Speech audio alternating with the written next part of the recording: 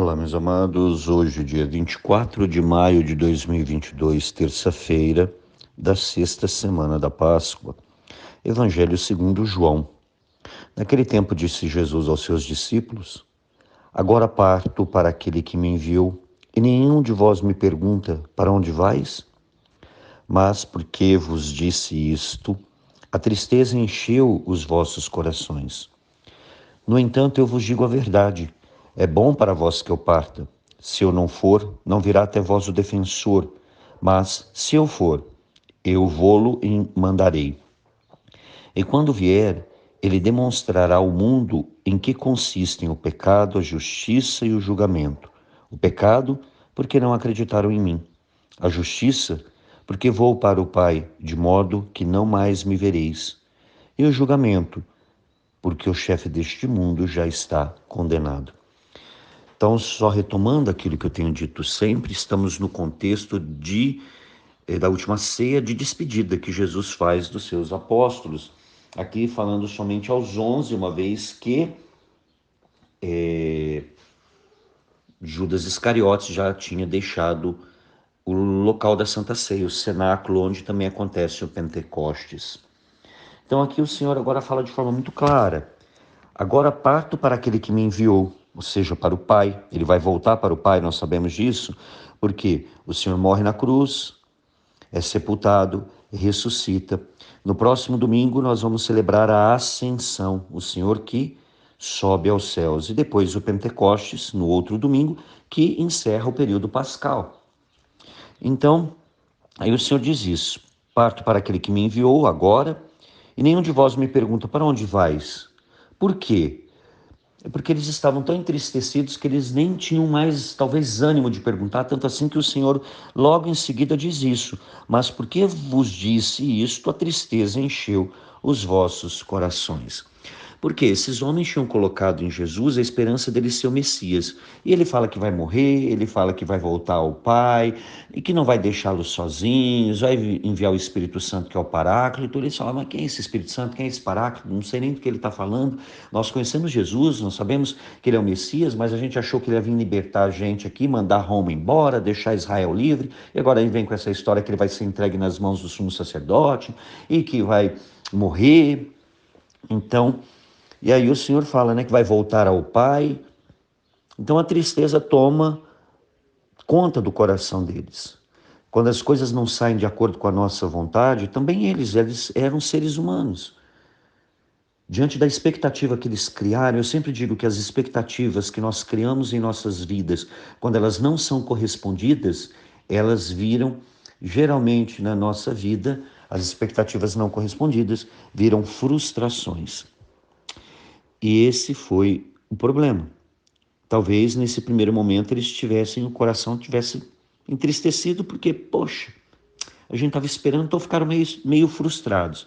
Então é bom a gente perceber que na nossa caminhada também, às vezes, talvez, como as coisas não saem do jeito que nós queremos, começamos às vezes a questionar: será que valeu a pena? Será que lá no fundo os discípulos, os apóstolos não pensavam isso?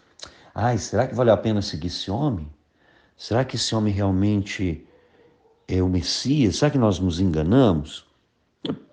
São perguntas que podem sim acontecer, é ou não é? Então, mas o fato é que eles ficaram entristecidos com a notícia de que Jesus iria para o Pai. Mas olha o que o Senhor diz: no entanto, eu vos digo a verdade. O Senhor fala: eu não estou iludindo ninguém. Aliás, o Senhor nunca, nunca, jamais vai nos iludir. Ele vai falar aquilo que é. Muitas vezes gostemos ou não, aceitemos ou não, creiamos ou não. Mas o Senhor, ele vai ser sempre verdadeiro conosco. Aí Jesus diz: é bom para vós que eu parta. Se eu não for, não virá até vós o defensor. Mas se eu me for, eu vô-lo mandarei. Então, vocês sabem que eu já tive a oportunidade de explicar que a palavra defensor, no grego, é paráclitos, que também nós traduzimos, né, como paráclito, defensor, advogado. Então, o Senhor fala: é preciso que eu vá. Por quê? Porque o Senhor cumpriu a missão dele aqui, que é de nos resgatar, mas a assistência vai ser dada pelo Espírito Santo de Deus. Mas lembremos, gente, que tudo isso, a criação que é própria do Pai, a salvação que é própria do Filho e a santificação que é própria do Espírito Santo, é feito por um único Deus, é um ato divino. Lembremos que Pai, Filho e Espírito Santo é um único Deus. Então, quando o Pai age, o Filho e o Espírito agem com ele. Da mesma forma como quando o Filho age, o Pai e o Espírito Santo também agem com ele. E assim, quando o Espírito Santo age, o Pai e o Filho estão também agindo com ele. Por quê? Porque é um único Deus. Então, por isso que o Senhor fala, olha, a minha missão já foi realizada, mas eu vou enviar o Paráclito, o Espírito Santo, que procede do Pai, o Espírito da verdade, como ele dizia ontem, para vos acompanhar. Então, eu não vou abandonar, Deus não vos está abandonando, muito pelo contrário. E aí ele continua, e quando vier o Espírito Santo, ele demonstrará ao mundo em que consistem o pecado, a justiça e o julgamento. Aí ele vai explicar o que são essas três palavras. Primeiro ele diz, o pecado, porque não acreditaram em mim.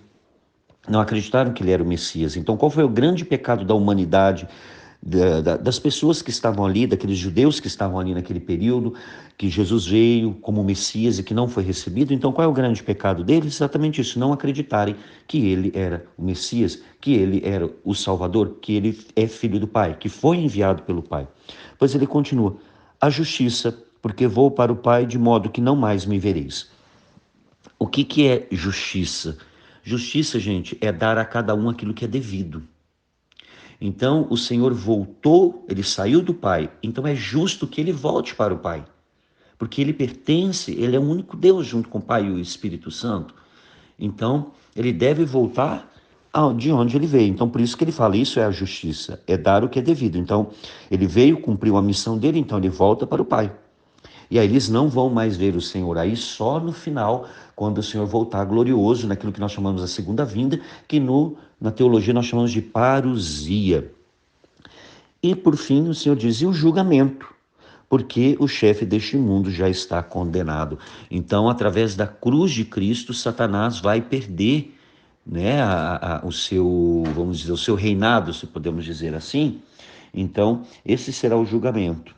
O chefe deste mundo vai ser condenado, portanto, vai ser julgado e vai ser condenado. E aqueles que o seguem juntos, ao passo que aqueles que aceitam Jesus Cristo receberão a vida eterna, que aceitaram o Messias. Então o Senhor fala de forma bem clara para que se compreenda o que exatamente significa o pecado, a justiça e o julgamento. E quem é que vai fazer tudo isso? O Espírito Santo de Deus, que o Senhor mandou, que até hoje nós recebemos o Espírito Santo de Deus. Olha que graça, porque o Senhor prometeu até a vinda dele que o Espírito Santo nos acompanharia, que ele não nos abandonaria jamais. Então que nós possamos ter sempre isso no nosso coração. Senhor, à medida que vai aproximando a festa de Pentecostes, nós pedimos, Senhor, derrama sobre nós a unção, o poder, a sabedoria, a luz, o discernimento do Teu Santo Espírito. Que nós sigamos, Senhor, aquilo que o Espírito Santo nos impulsiona a fazer, que nós sigamos a Tua palavra, que nós a cumpramos, Senhor. Porque sermos cristãos exige de nós, o ser cristão exige de nós. Nós não podemos fingir que somos cristãos, nós devemos ser cristãos verdadeiros, para que o Teu nome seja glorificado. Por isso nós pedimos, vem Espírito Santo, em nome de Jesus, ó Pai, derrama sobre nós, que o defensor, o advogado, o paráclito, venha em socorro da nossa fraqueza. Mãe querida, mais uma vez pedimos a Tua intercessão, roga pela paz mundial e pelo fim desta pandemia. Ave Maria, cheia de graça, o Senhor é convosco, bendita sois vós entre as mulheres e bendito é o fruto do vosso ventre, Jesus. Santa Maria, Mãe de Deus, rogai por nós, pecadores, agora e na hora de nossa morte. Amém. E que desça sobre você, meu irmão e minha irmã, pela intercessão da Virgem Santíssima, a bênção do Deus Todo-Poderoso, Pai, Filho e Espírito Santo. Amém.